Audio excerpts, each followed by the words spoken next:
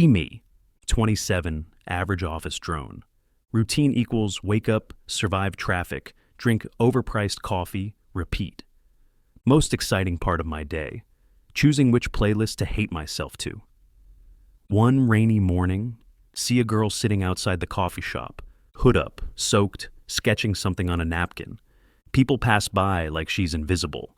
Next day, same girl, same spot, still sketching. Barista whispers, she's been coming here for weeks, doesn't bother anyone. Brain, don't get involved. Heart, too late. I buy extra sandwich, drop it next to her quietly.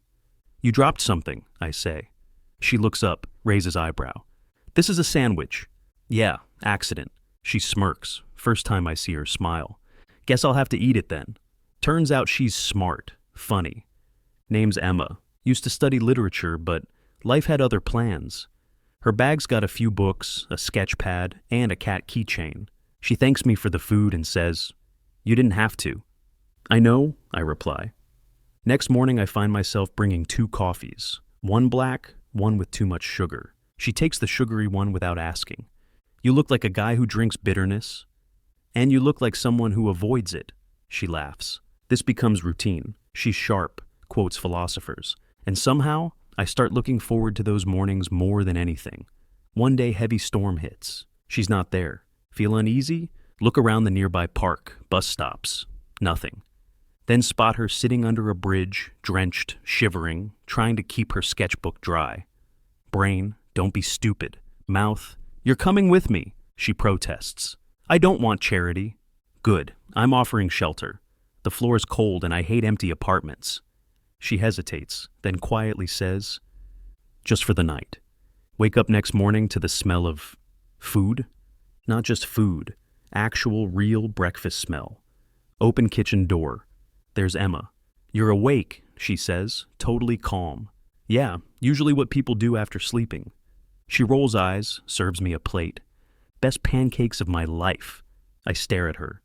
You always cook like this? Only when someone offers a roof instead of pity. Ouch, but fair. She eats like a bird. Tiny bites, quiet. Tries to act like she doesn't belong, but she already does. She wipes the counter, washes the dishes. I tell her to sit down. I'm not freeloading, she insists. Didn't say you were. She looks around my apartment. You live like a robot. Efficient robot. Cold robot. Fine, you can stay until the floor feels warm again. And after that, we'll negotiate. Later that day I go to work, half my brain thinking about spreadsheets, other half imagining her sitting there, reading, maybe cleaning up. Come home, apartment smells like heaven. Dinner ready. Emma, don't freak out, I found ingredients. Ingredients? You mean the takeout I forgot in the fridge? It's called repurposing. You're welcome. We eat together. She asks, you sure you're okay with this arrangement? Honestly, yeah. You keep me from talking to the toaster. She laughs. So, what's the deal then? You cook and keep the place alive, I handle everything else. She tilts her head. That's not charity? Nope. It's a job with perks. No rain, no cold, and access to unlimited Wi-Fi. Tempting. She thinks for a moment, then smirks. All right, deal, but I'm not cleaning your socks. Wasn't planning to ask. We shake hands like it's a business agreement. Later that night, she's on the couch sketching. I glance over and see her drawing. Me. That's creepy, I say. It's art, she replies. And maybe a little creepy. We both laugh. She falls asleep soon after, curled up with a blanket. I catch myself smiling like an idiot. Didn't expect it. But somehow, my quiet, empty apartment feels like home for the first time. A few weeks since Emma moved in. Technically, temporary arrangement. Realistically, she's redecorated half the place and started labeling jars. Every morning equals same routine. I make coffee, she steals the first cup. Yours is too bitter, she says. She starts leaving little sketches everywhere. A mug, a lamp, a sleeping cat from a meme, even me half asleep at my desk. I find one taped to the fridge, me holding a coffee cup with Mr. Grumpy written on it. She calls it character study. I call it harassment with pencil. She laughs every time. One evening I come home early, find her at the table, surrounded by sketchbooks and pencils. She's focused, serious, hair falling over her face. It's quiet except for soft scratching of pencil. For a moment, she looks like someone who belongs in an art studio, not under a bridge.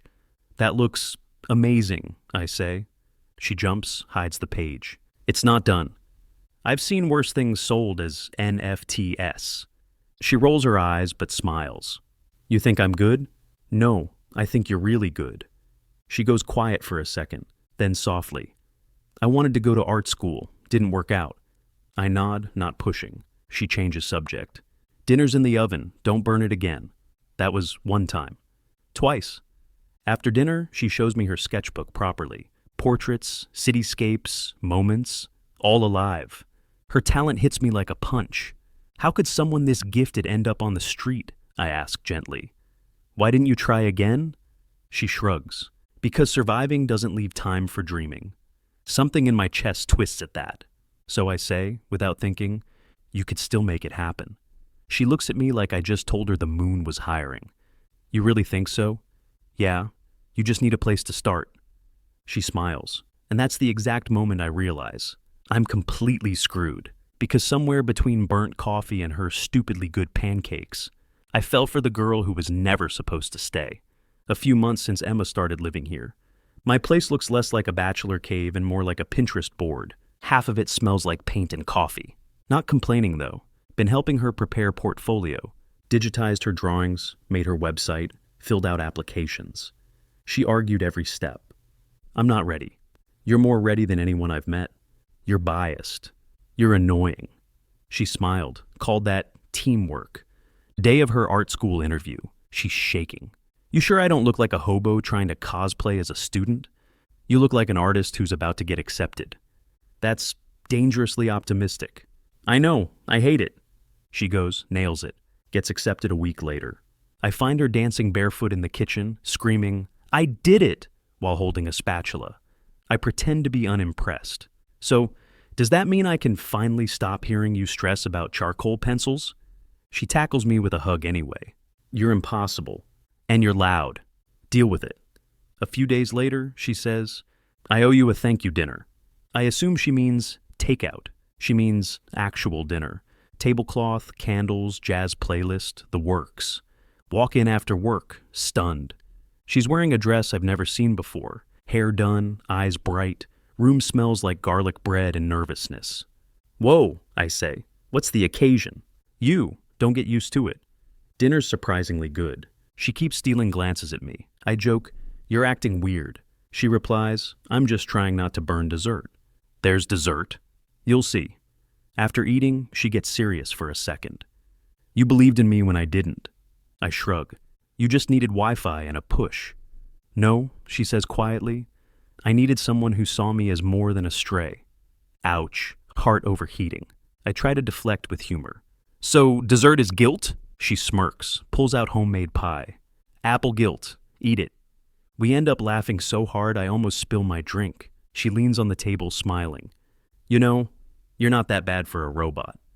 And you're not that bad for a tornado. Our eyes meet. She looks away first, cheeks red. You should probably go before I burn something again. I nod, pretending my chest isn't doing backflips. Walk to my room, hear her whisper softly. Thanks, Anon. A few months after dinner night, Emma's now a full-time art student. At first, she still crashes on my couch after long days, tells me funny stories about teachers and classmates, shows me new sketches. I pretend I'm not keeping everyone she leaves behind. Then slowly, she stops coming by so often. Texts get shorter. Busy day. All good, just tired. Promise I'm fine.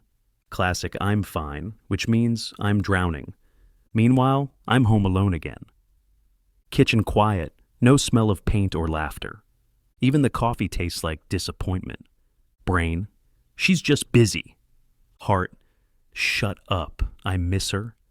One night, I walk by her school after work, lights still on in the studio, see her inside through glass wall, hair messy, covered in charcoal, laughing with classmates, alive in a way I've never seen. And suddenly it hits me. Maybe she doesn't need me anymore. Decide not to bother her, just turn and walk home. Stupid lump in my throat I blame on allergies. A week later, Friday night, I'm half asleep watching Dumb Show. Doorbell rings. Open door. It's her. Messy, tired, holding a painting bigger than she is. Delivery for my favorite robot. You forgot to schedule it. Spontaneous delivery. She sets the painting against the wall. It's us, sitting in the kitchen that morning, months ago, coffee mugs, sunlight, quiet peace. Painting looks so real, it hurts. You did this? She nods. It's called home. My brain stops working for a full minute. You came all the way here for this? Also because I missed your terrible coffee. You could have texted. You would have told me to sleep. Accurate. She looks at me, small smile. I know I've been distant. It's just, I didn't want to show up until I had something to show for it. Emma, you never had to prove anything to me. Maybe not, but I wanted to. We stand there for a moment. Her hair smells like paint and rain. She's tired but glowing. I can't think of a single thing to say. She breaks the silence. So, is there dinner, or do we starve artistically? Instant noodles? Perfect. She laughs, kicks off her shoes, walks to kitchen like she never left. And just like that, the apartment feels alive again. A few weeks after her surprise visit, things back to normal, whatever that means. Still texting sometimes, still pretending not to check my phone too often. One Saturday morning, doorbell rings again. I open the door half asleep, hair doing jazz. It's her. Backpack, suitcase, paint stains everywhere. Hey, she says casually. Miss me? You brought luggage. Observation level, Sherlock. Explanation? Dorm life is a social experiment gone wrong. She walks in without waiting, drops her bag, flops on couch. I love art school. I hate communal bathrooms. So you're back?